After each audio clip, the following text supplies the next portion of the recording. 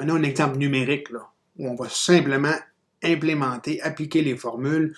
Vous avez un échantillon Y de taille 132 que vous avez prélevé dans une population finie de taille 37 444. Ça pourrait être n'importe quoi, ces choses-là. Peut-être que c'est des, je sais pas, 37 444, ça pourrait être la population d'une ville comme Cornwall, par exemple.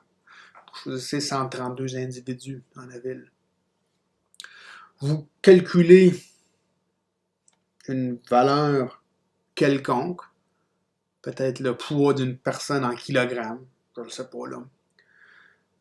Vous avez la moyenne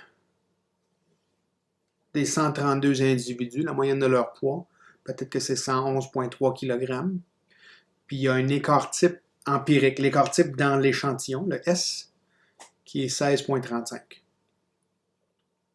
On vous demande de donner l'intervalle de confiance, de la moyenne mu de la population de la ville, de Cornwall en général, à environ 95%.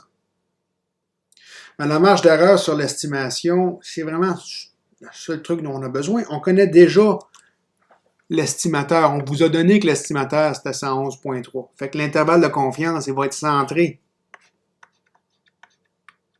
autour de 111,3. Puis tout ce qui nous intéresse maintenant, c'est de calculer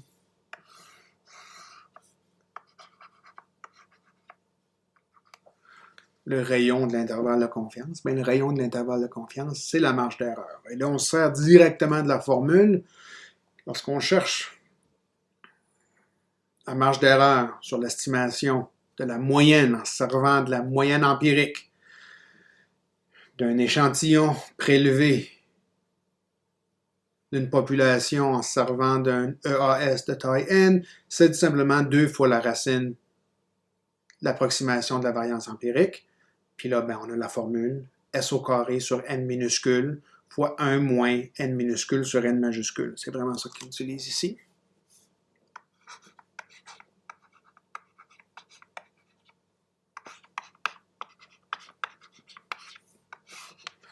Toutes ces données-là, on les connaît. Elles sont toutes là. N132, N majuscule 37 444, S 16,35, calcul, alors le 2,8. Ce que ça veut dire, c'est que l'intervalle de confiance pour le poids, dans cet exemple-là, ça serait 111,3 pardon, plus 2,8, puis 111,3 moins 2,8. Alors, si on prenait, par exemple, 100 échantillons de taille 132, pour chacun des échantillons, on aurait un Y bar différent, un S bar différent aussi. On calculerait l'intervalle de confiance correspondant, bien, environ 95% du temps. Alors, environ 95 fois, on s'attendrait à ce que la vraie moyenne mu, que l'on ne connaît pas dans cet exemple-là, se retrouverait à l'intérieur de l'intervalle de confiance qu'on a créé. C'est ça que ça veut dire d'avoir un intervalle de confiance pour la moyenne à environ 95%.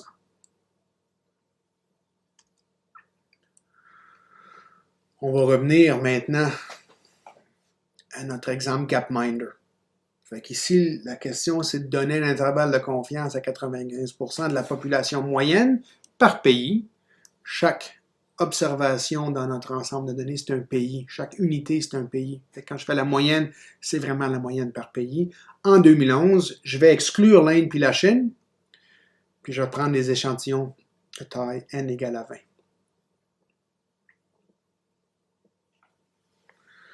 Ben, il faut calculer Y bar puis S au carré pour l'échantillon. Moi, j'ai pris un échantillon où j'ai mis le seed à 12. Vous allez peut-être avoir quelque chose de différent. Choisis 20 observations. Je n'ai pas besoin de vous donner c'est quoi les observations. Je les ai choisies. Je les ai placées dans un ensemble je vais les mettre éventuellement dans un objet R. Je peux calculer la moyenne, la vraie moyenne mu.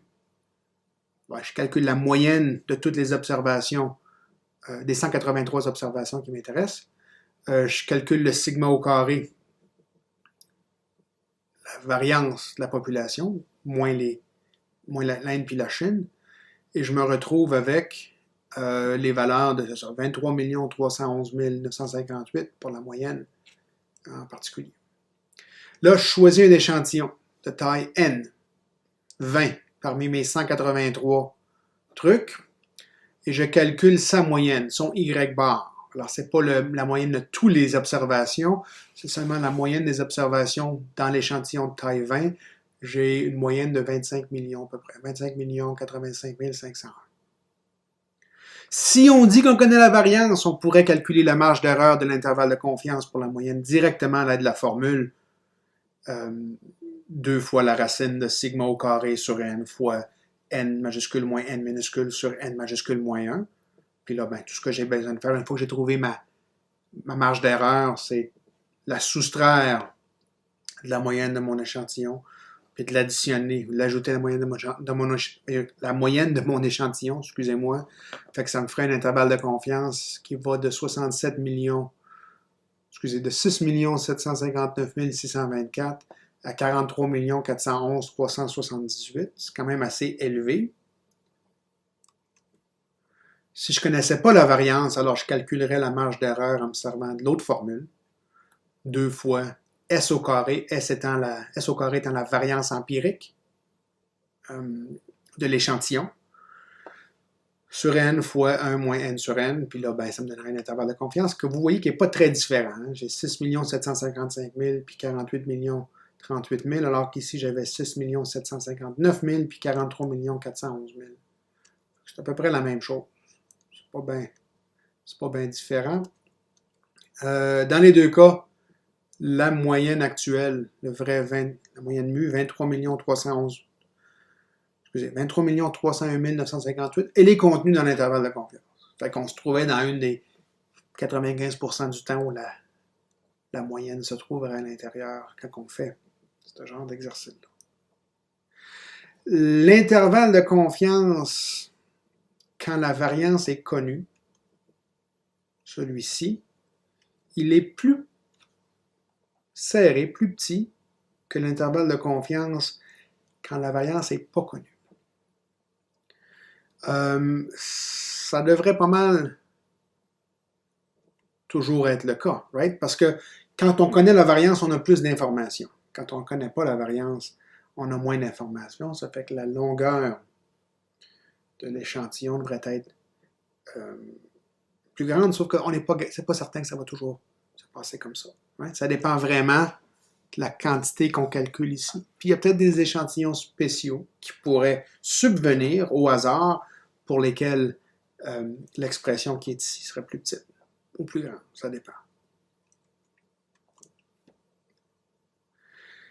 Il est possible que l'intervalle de confiance qu'on construit ne contienne pas la moyenne mu qui nous intéresse vraiment. Dans les deux exemples que j'ai faits ici, soit je connaissais la variance, soit je ne la connaissais pas, la vraie valeur de la moyenne, se trouvait à l'intérieur de l'intervalle de confiance, mais on va vous montrer que ce n'est pas nécessairement toujours le cas. Ici, je répète la procédure 1000 fois.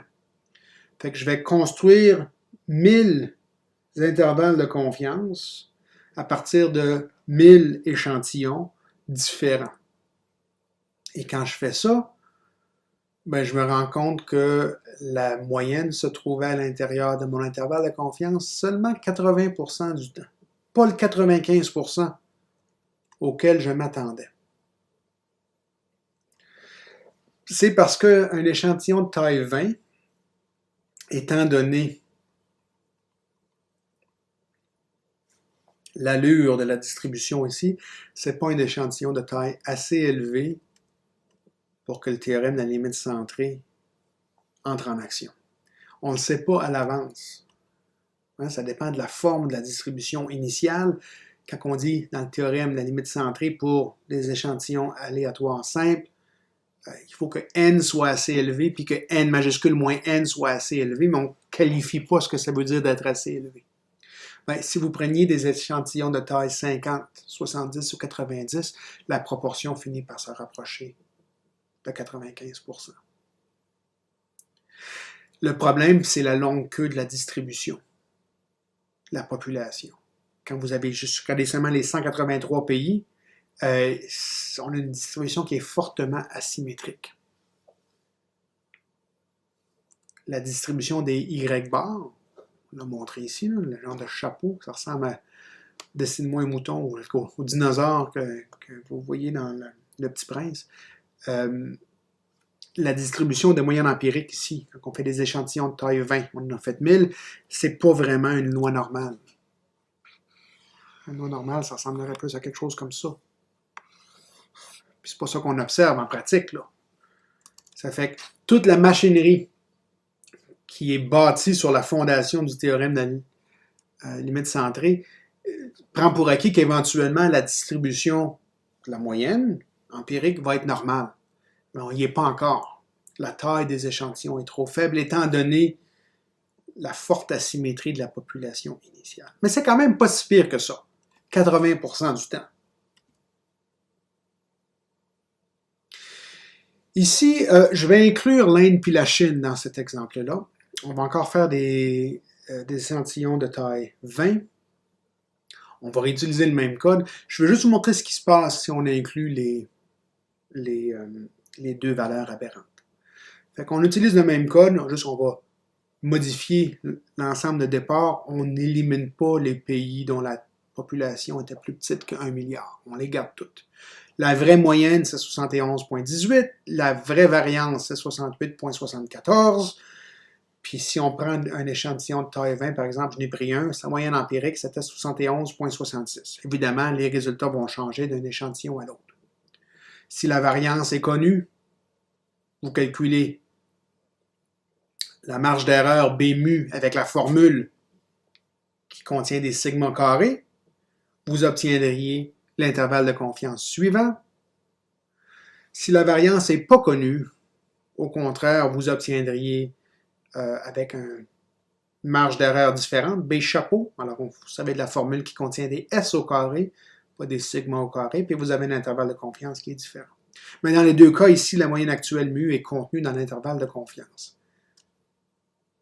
On répète la procédure à 1000 reprises, et là, on voit que le mu, la vraie valeur mu, se retrouve dans l'intervalle de confiance environ 92,5% du temps. Encore une fois, c'est pas exactement 95% du temps, mais c'est mieux que ce qu'on a fait à l'exemple précédent, où on avait seulement 80% du temps.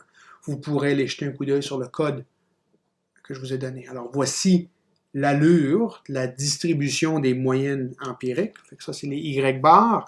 Ça ressemble beaucoup plus à une distribution normale, ce qui n'est pas surprenant. Alors, c'est pas surprenant qu'on ait un bon intervalle de confiance. Donc, les intervalles de confiance se rapprochent du 95. C'est pas exactement une distribution normale, non, pas exactement 95%.